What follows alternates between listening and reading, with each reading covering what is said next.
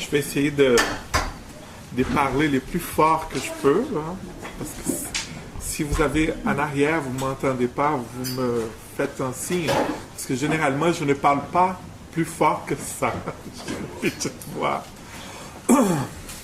Donc, je tiens à remercier l'invitation pour venir vous parler. Je l'ai accepté, bon, parce que ça me fait plaisir de pouvoir vous parler, mais aussi parce que c'est la première fois à l'UQAM que quelqu'un m'invite pour parler de harcèlement psychologique au travail.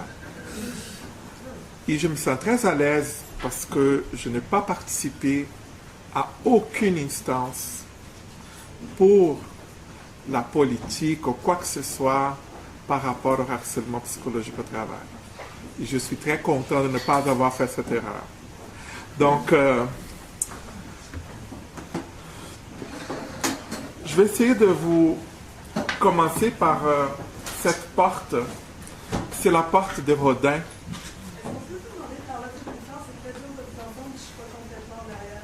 OK. C'est parce que je suis en train de parler très fort. On va voir si ça s'améliore, si je me positionne ici. OK. Donc, ça, c'est la porte de l'enfer de Rodin. Parce qu'on va effectivement rentrer à travers cette porte-là, qui c'est une vraie descente aux enfers quand les gens vivent la violence psychologique au travail. Okay? Et il y a cette citation de Lehman. Il va dire, trouvez-vous qu'ils sont étranges? Il dit non. Ce sont des gens normaux qui ont vécu des histoires très étranges. Parce qu'on va voir aussi qu'il y a les dangers de victimiser doublement la personne, parce que quand la personne demande l'aide, elle est déjà, dans la plupart du temps, atteinte par les conséquences de la violence. Donc, il faut 3 ingrédients pour que le harcèlement psychologique existe dans une organisation. Il faut avoir une personne cible, au plus, ou plusieurs. Il faut en avoir un harceleur et une harceleuse, ou plusieurs. Mais surtout, l'ingrédient principal de la soupe, c'est un contexte qui favorise ou qui tolère le harcèlement. Et on va voir qu'il y a beaucoup de gens qui sont allés vers l'individualisation du problème, et moi, j'ai beaucoup de misère avec ça, parce que je pense que ce n'est pas une question seulement d'un pervers contre une pauvre victime, parce que si c'était comme ça, ça serait le cas d'expliquer pourquoi il y a tant de pervers aujourd'hui sur le marché du travail qu'il y en a 20 ans. Donc, ma façon de voir, c'est de regarder ce qu'on a fait dans le monde du travail dans les 20-30 dernières années et où on est rendu.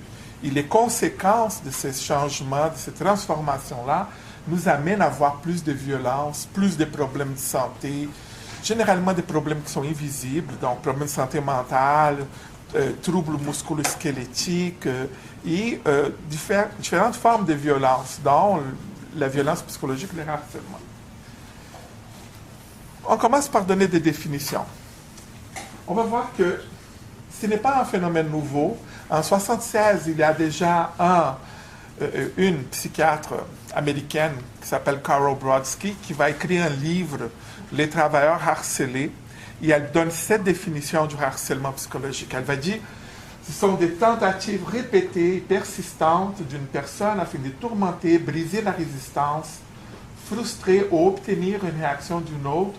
C'est un traitement qui, avec persistance, provoque, met de la pression, effraie, intimide ou incommode une autre personne. Donc, ça existe depuis longtemps sur le marché du travail.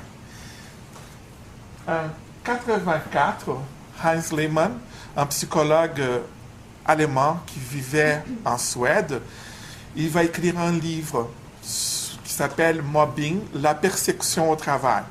La dernière édition de ce livre-là, la maison d'édition a laissé tomber les mots mobbing, c'est seulement la persécution au travail.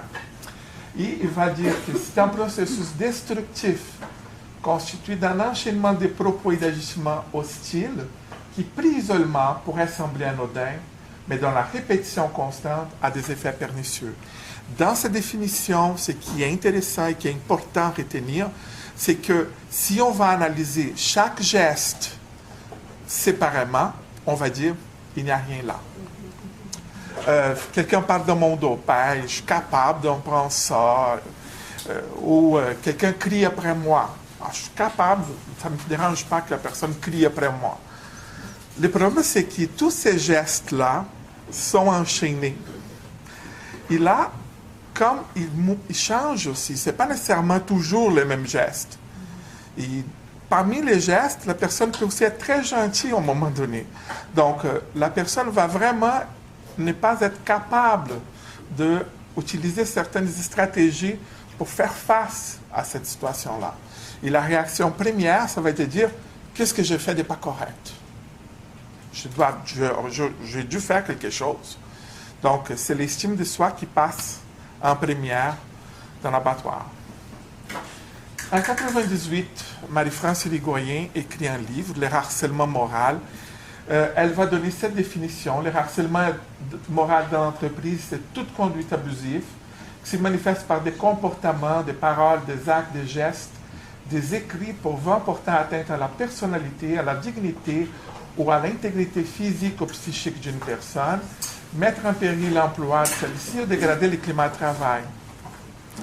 Ce livre-là a un effet bombe en France. Ça déclenche un mouvement social extrêmement important.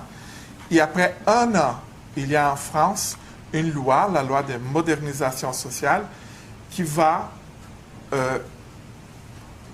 pénaliser les harcèlements psychologiques au travail. Et ce qui est intéressant dans la loi française, c'est que là-bas, ce n'est pas...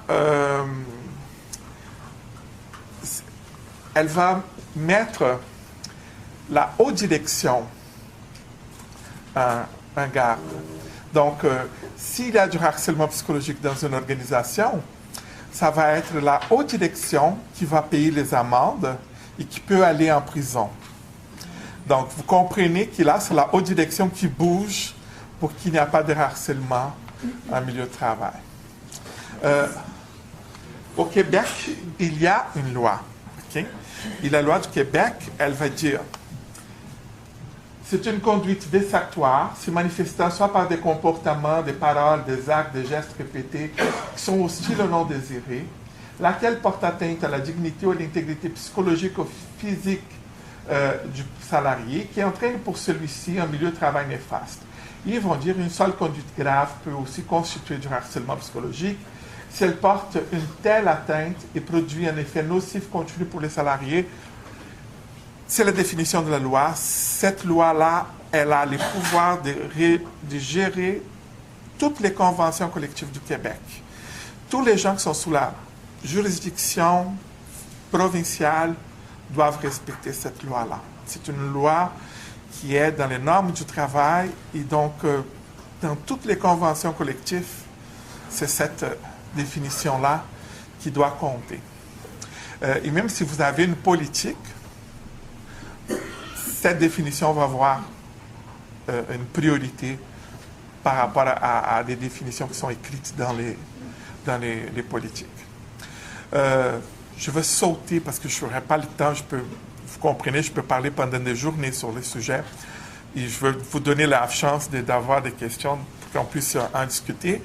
Je veux en passer toutes mes critiques que j'ai par rapport à la définition de la loi et toutes ces choses-là, parce que de toute manière, on doit les respecter. C'est important. Tout salarié, c'est écrit aussi dans la loi, a droit à un milieu de travail exempt de harcèlement psychologique. Et l'employeur, regarde là, c'est l'employeur doit prendre des moyens raisonnables pour prévenir le harcèlement psychologique lorsqu'une telle conduite est portée à sa connaissance pour la faire cesser.